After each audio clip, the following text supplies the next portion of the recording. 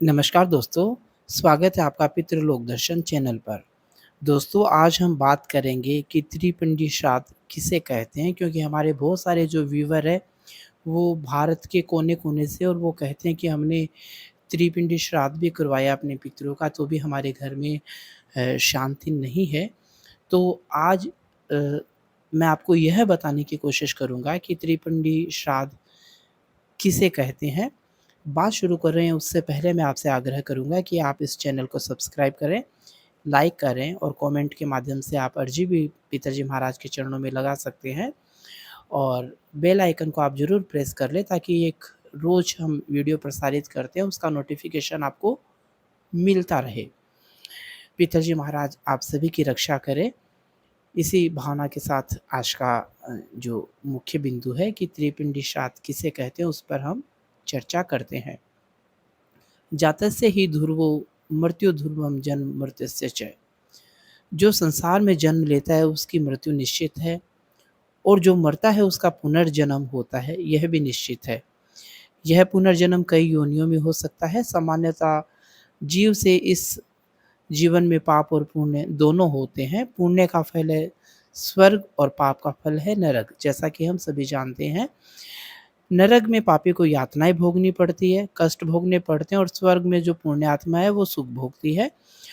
स्वर्ग और नरक भोगने के बाद जीव पुनः अपने कर्मों के अनुसार 84 लाख योनियों में भटकने लगता है। पुण्यात्मा मनुष्य योनि अथवा देव योनि प्राप्त करते हैं और जो पापात्मा है वो पशु, पक्षी, कीट, पतंग इस तरह की योनि प्राप्त करते हैं।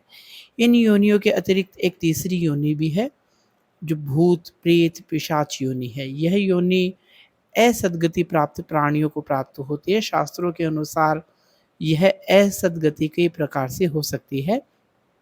जैसे कोई व्यक्ति आत्महत्या करके मरता है, कोई जिसका ऋण अनुबंध बाकी रह गया है, जैसे किसी से उसने पैसे उधार ले लिए वो मर गया हो, या फिर द्वेष के कारण जिसकी मृत्यु हुई है, दूसरों की हत्या जिस व्यक्ति ने की है, दुर्घटना तथा अकाल मृत्यु से जो मृत्यु को प्राप्त होते हैं या जिनका और्ध्वदेहिक संस्कार शास्त्रीय विधि से नहीं किया जाता है, वे सभी भूत प्रेत आदि योनियों को प्राप्त होते हैं। ऐसे प्राणी स्वयं तो भूख प्यास आदि विविध यातनाओं से ग्रसित होकर अत्यंत पीड़ा का अनुभव करते ही करते हैं।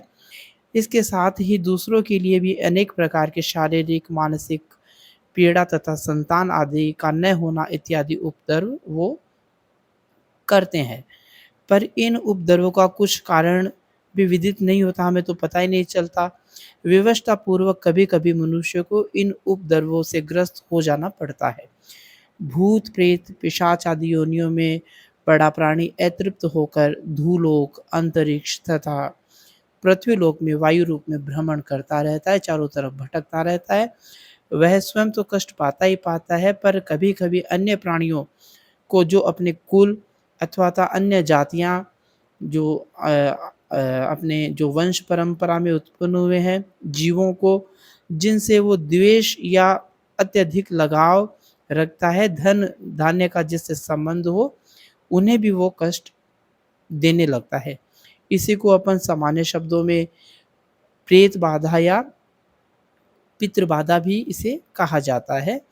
अनेक शास्त्रों में असद्गति प्राप्त इस प्रकार के जो प्राणी हैं उनको सद्गति देने के लिए एक विशेष प्रकार के श्राद्ध की व्यवस्था की गई है, जिसे ही त्रिपिंडी श्राद्ध कहते हैं।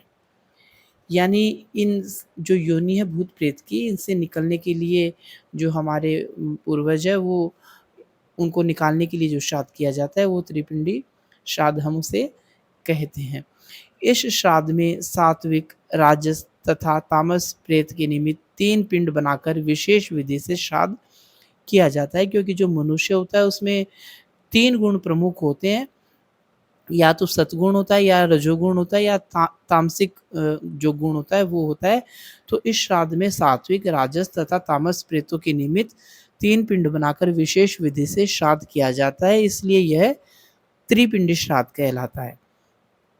आपको क्लियर हो गया होगा कि इसमें जो 3 गुण हैं, उन्हीं के अनुरूप श्राद्ध किया जाता है, इसीलिए इसे त्रिपिंडी श्राद्ध कहते हैं। विधि पूर्वक इस श्राद्ध के संपन्न होने पर प्राणी भूत पिशाच आदि योनियों से मुक्त होकर उत्तम लोक को प्राप्त होते हैं तथा जो श्राद्ध करता है बिना कोई बाधा पहुँचाए सर्वाभीष्ट प्राप्त करने में सहायक होते हैं।